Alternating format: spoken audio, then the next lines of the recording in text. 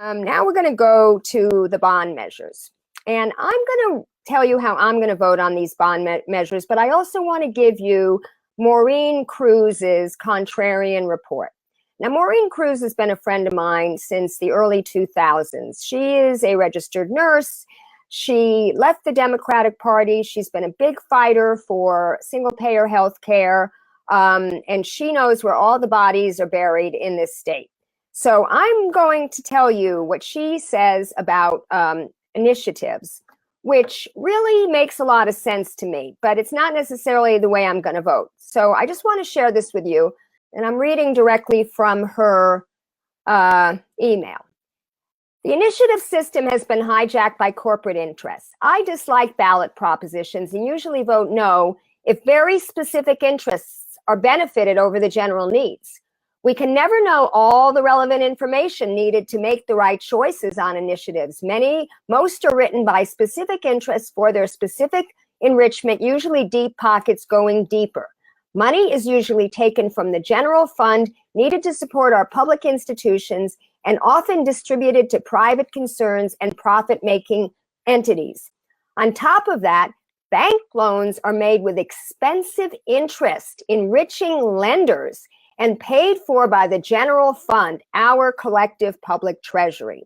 And so any of you who have been supporting a public bank understand this rhetoric. Most initiatives are designed to enrich the banking industry with loan interest, often exceeding the cost of the loan by millions. Ballot propositions can succeed by using our needs and deep concerns as deceptive decoys for profiteering schemes that sound good but are very costly and don't actually do as much as we hope they would. The summary, written by partisans, is not revealing all the details. Especially egregious are the construction industry bills posing as healthcare bills. Ultimately, propositions cost already underfunded public healthcare facilities the funding needed for actual medical care, which is siphoned off for remodeling wealthy private hospitals and centers already well-funded. Making law is the legislator's job. These are things the legislature should be voting on with the entire budget in mind rather than piecemeal items. Propositions are also a way for legislators to avoid doing the tough work of actually working on serious issues. These allow politicians to remain unaccountable by letting the ballot measures make law. They send 1,200 or more bills to the governor's desk in a session. How many do they even read? How many are important? How many are superfluous or tinkering rather than solving problems? If legislators actually had to write legislation, read it, and understand it, we would have far fewer bills and might actually have our serious problems addressed by legislation crafted by those we supposedly elect to do just that.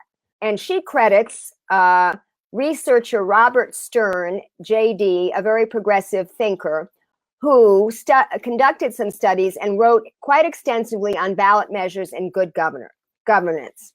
So she is basically saying no on Prop 2 and on Prop 4. So let me start with the first one. Prop 1 authorizes bonds to fund specific housing assistance programs.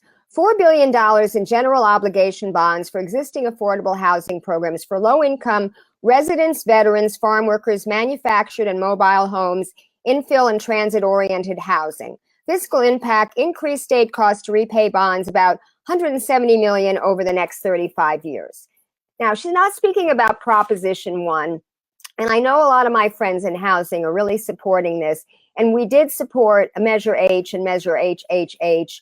So I'm going to give a go. I'm going to vote yes on this, even though I agree with her take on who bonds actually benefit. Now, State Measure 2 authorizes bonds to fund existing housing programs for individuals with mental illnesses. Prop 2 is squishier for me because it's coming out of tax revenues on millionaires. So it's like the profit on the bonds is going full circle from millionaires to millionaires. And in the meantime, homeless people have their right to housing recognized. Still, I prefer increasing revenues into the general fund and paying by that means by getting back to the progressive rate structures we used to have or by moving more strongly into gross receipts corporate taxation models.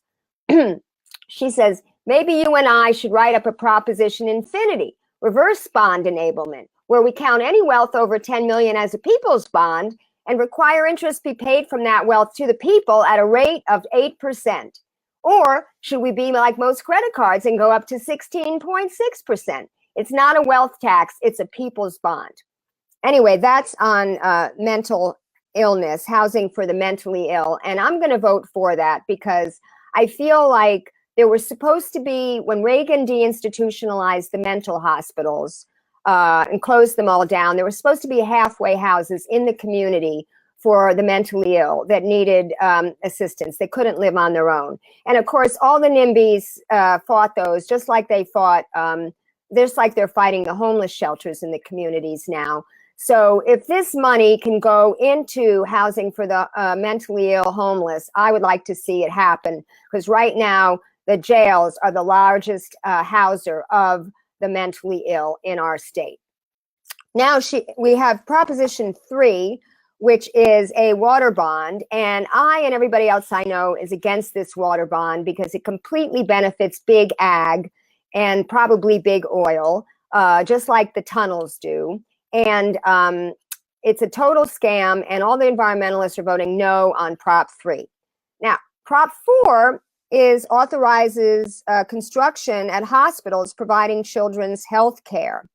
Now, I'm going to read you what Maureen has to say about this, because I was going to vote yes on that, but now I'm going to vote no. And she says this: it's a scam. It's the same successful proposition trotted out 10 years ago, giving private hospitals that served kids public funds to remodel the hospital facilities. And sometimes these same hospitals bankrupt the parents in providing care. History: as of 2018, voters in California had approved 2 ballot initiatives to issue bonds for Children's Hospital. In 2004, 58.26% of electors voted to pass Prop 61, which was a $750 million bond measure for children's hospitals. In 2008, 55.26% of electors voted to pass California Proposition 3, a $980 million bond measure for children's hospitals. The California Children's Hospital Association developed both of the ballot initiatives. Only UC hospitals and 8 private hospitals out of some 400 hospitals are given these funds. This public money should be spent on the public hospitals, clinics, and facilities. The prop money is not for care, but for construction and remodels. All the yada, yada, yada about children's care is irrelevant, a red herring. Prop 4 is a building industries bill, not a health care bill. It siphons money away from the public facilities and the actual funding of health care for children in public facilities and reduces the general fund needed for primary care. All over the state, necessary hospital services are disappearing from the people who most need them. Community hospitals are going bankrupt and being bought out by privates. Most care that is needed for children and the rest of us is available at these institutions. Money for primary care is needed, not remodels every few years of already well-funded hospitals. Last time I looked, children's hospitals giving specialized care were the best funded and most frequently remodeled hospitals in the country, while those facilities serving the majority of children in primary care pay the price for these remodels in reduced services, subpar facilities, and long waits due to lack of funds for resources and personnel. Healthcare services for many neglected facilities versus construction for the few well-heeled. Public money should be spent on our much underfunded public facilities and preventative services. By the way, nonprofits make profits, a misnomer. All right, so that was a long time on that, but I really think that makes a lot of sense. And it's not anything that the Democratic Party, the LA Times, or any other progressive endorsers are going to tell you. So thank you, Maureen Cruz, for that. Measure 5, which changes the requirements for certain property owners to transfer their property tax base to replacement property. So basically, this was part of Prop 13. And I was originally going to vote for this because I feel like too much is, misunderstood about Prop 13. that it really was initiated to keep seniors in their homes, seniors on a fixed income, because the property taxes were rising with the market value of the real estate. So this capped it at what the price was that you bought your home, and then it increased 2% every year. We need to eliminate the commercial loophole of the property of Prop 13, which allows big companies like Disney Corporation to keep transferring properties and not paying the new assessed value. So those are the people that we should be getting money for. So I was going to vote for this, but then it was pointed out to me that this allows people, because what it says is, okay, so if you sell your house, you can not have a step up in basis, like the value, when you buy a new house. So you don't have to pay the tax on whatever that value is if you buy a new house in the same county. It takes away the limit of buying one house, and it takes away the limit of having to move in your own county. So there were a lot of people that were saying, oh, this is a good thing. But then it was pointed out to me how no, this can actually be used for house flipping. So now I am a no on Measure 5. Measure 6 is the gas tax, the infamous gas tax that the Republicans put on the ballot to try to get Republicans to come out and vote for their lame-o candidates in California. And, you know, Maureen is against this, and I know my friend Liz Warren down in San Diego running for Assembly District 76, she's in favor of this proposition because she thinks it's regressive. And it is regressive. I mean, because poor people have to drive further to get to work. But until we pass something that is more progressive, and until we start making oil companies pay their fair share, we really do need to spend this money. And it's not just going to be, although it is going to be a big project for a boom, you know, for construction companies and building trades unions. They do benefit. I think most drivers would like to see these roads and bridges and all our crumbling infrastructure, as Bernie Sanders says, repaired. So I'm voting against Prop 6. Now, Measure 7 is the daylight savings time. I'm voting in favor of that because I get depressed when it gets dark at 4:30, 5 o'clock in the winter, which is going to happen starting on, Sunday. So this really doesn't make daylight savings time become permanent, but it makes it so it could be voted on by the legislature. Measure 8, I am in favor of that. I've been doing a lot of reading, and I definitely think that this is something that's going to benefit these dialysis companies, these kidney dialysis companies, and I don't believe that the scare tactics that it's going to reduce services. Measure 9 was removed from the ballot. That was the crazy proposition to split California into 3. Thank God someone saw the light on that one. Measure 10 is the second thing that I want to highlight as being one of the 3 most important measures on the ballot, and that is to repeal Costa-Hawkins, which is the law that limited rent control in our state. Now, I've been fighting very hard with a lot of my friends, practically all of my friends, progressive activists, to get Measure 10. And we can see that the industry, the real estate industry, the apartment owners association, the landlords association have been spending millions, outspending, 2 to 1 what the Yes on 10 has been spending. And they've been perpetrating all sorts of erroneous information that it's going to decrease housing construction, that it's going to lower your property values, all sorts of things that are just completely untrue. There's a lot of stuff out there that debunks that. Maybe I'll put some of it into the comments. But right now, it's an all hands on deck effort that is needed to get Proposition 10. Elena Pop, who I had on my show, she's the Eviction Defense Network. She's got a wonderful texting program that I just posted about that everybody can do. So we have to get Prop 10 passed because the rent is too damn high. Prop 11, which is requires private sector emergency ambulance employees to remain on call during work breaks, eliminates certain employer liability. This is a no on this. And Measure 12, I'm going to take a surprising viewpoint and say vote no on this because it establishes new standards for confinement of specified farm animals, bans the sale of non-complying products, establishes minimum requirements for confining certain farm animals, prohibits sale of meat and egg products from animals confined in non-complying manner.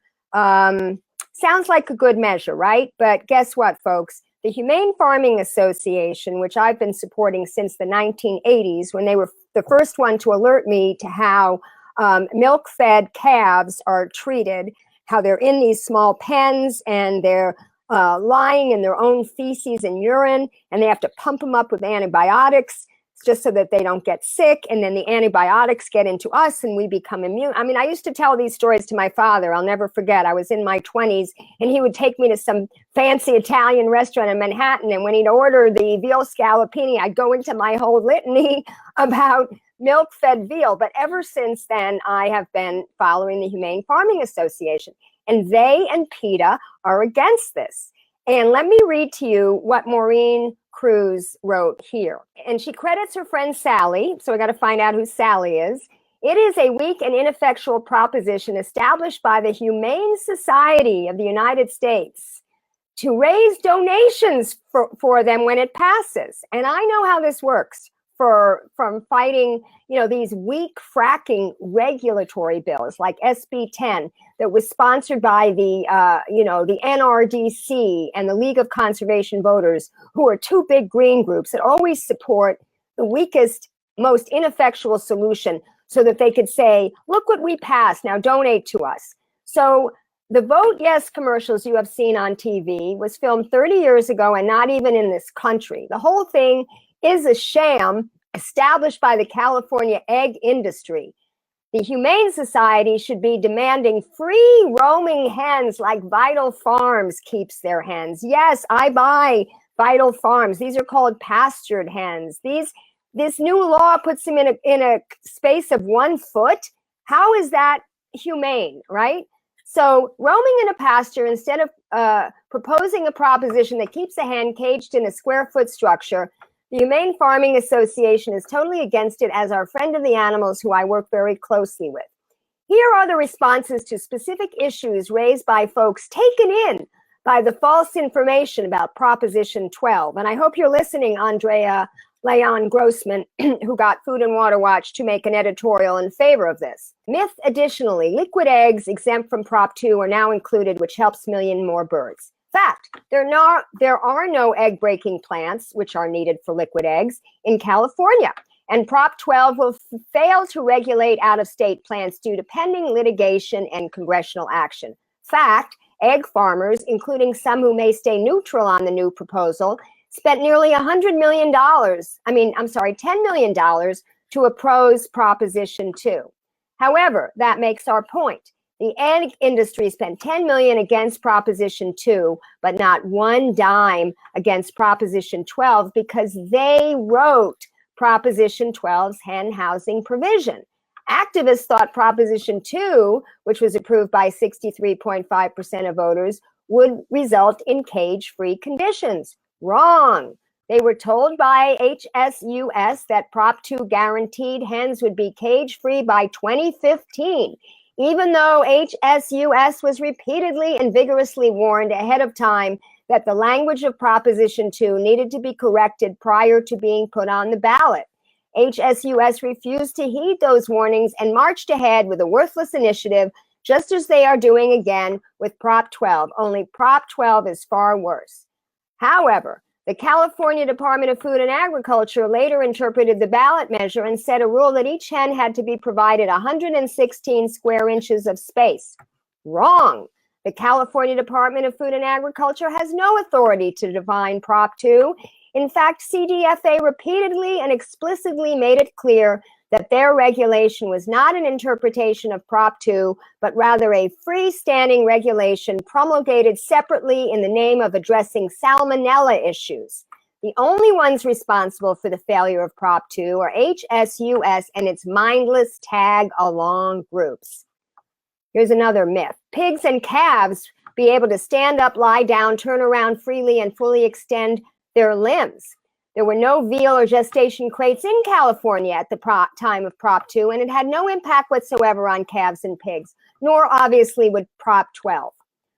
After December 31st, 2021, confining an egg-laying hen with less than the amount of usable floor space per hen required by the 2017 edition of the United Egg Producers Animal Husbandry Guidelines for U.S. Again, that proves our point. Prop 2 is being repealed and replaced with the pre-existing guidelines of the Egg Industry's National Trade Association.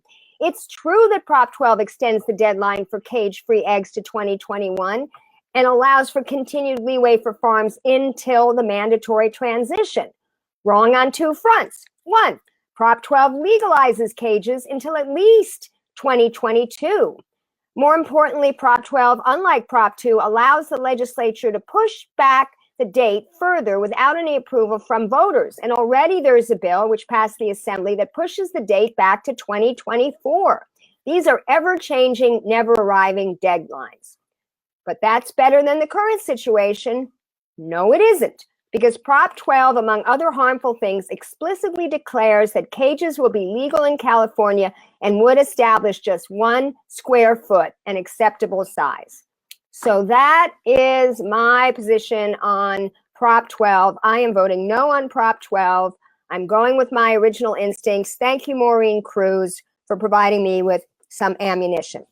County Measure W, which is Los Angeles Region's Public Health and Safe Clean Water Program. Shall an ordinance protecting water quality, capturing rain, storm water to increase safe drinking water supplies and prepare for future drought, protecting public health and marine life by reducing pollution, trash, toxins, plastics entering the Los Angeles County waterways, bays, beaches, establishing a partial tax of 2.5% square foot of impermeable area, exempting low-income seniors, raising approximately $300 million annually until ended by voters. Okay, I'm voting against this because I'm a homeowner and I am really sick of them putting everything into the property taxes. We have the Koch brothers of California Water. See, I love to call everybody the Koch brothers because everybody gets what that means. But Linda and Stuart Resnick, who own Paramount Farms, Roll Industries, they manufacture pistachios, almonds, cuties, tangerines, Fiji water.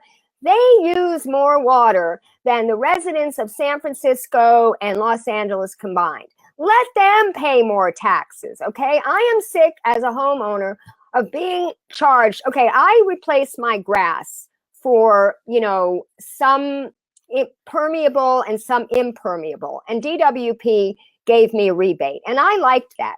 But now they're basically telling me that that I replaced stuff with impermeable. So now I'm going to be charged for the water on that? I mean, this is ridiculous. So here's the thing. Billionaires need to pay their fair share of these water bills. And also, if you're talking about plastics, why don't they pass a soda ban, okay? Why don't they pass a ban on plastic water bottles? Why don't they pass a ban on plastic water straws? I'm going to be doing a show in 2 weeks called Fracking for Plastics. And of course they're fracking for plastics because plastics is a petrochemical product. So if we're worried about this, we need to be cracking down on the plastic industries, not sucking it and sticking it to the homeowner every time. All right, Measure B. This is my third most important ballot measure, and that is for a public bank. Please, please, please, if you live in Los Angeles, vote for Measure B. All it does is change the charter so that the city can establish a public bank. Now, this was put together by a group of people who took over the mantle for some of us who started this movement back in 2013, and the Revolution LA group led by Phoenix Goodman and Trinity Tran and Ben Hoke and Madeline Merritt and a whole bunch of activists really energized this movement by energizing the Divest LA movement, which was to get us out of Wells Fargo. Now, the city basically decided to take the first steps to get us out of Wells Fargo, but the group knew that none of the other banks were that much better. Well, they're a little bit better because Wells Fargo is the absolute worst, but that the real solution was to have a public bank. And that way we can reinvest the interest that we're currently paying on our loans to Wells Fargo and other banks into our own infrastructure, whether it's physical infrastructure or social infrastructure, such as housing for the homeless or the mentally ill, such as renewable energy, green, clean jobs, whatever we want to be spending money on as a people. And this is going to be really the people's bank. Now, there is really nobody that's against this except for the boneheaded LA Times editorial board. They called it a half-baked initiative.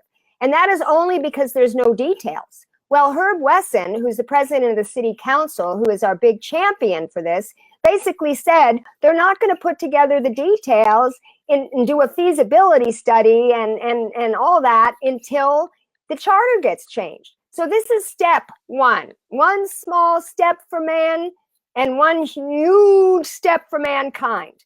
So you need to vote yes on Measure B. Now, Measure E is basically realigns the city and state election dates. That's a good idea, so we don't have to fund all these costly elections.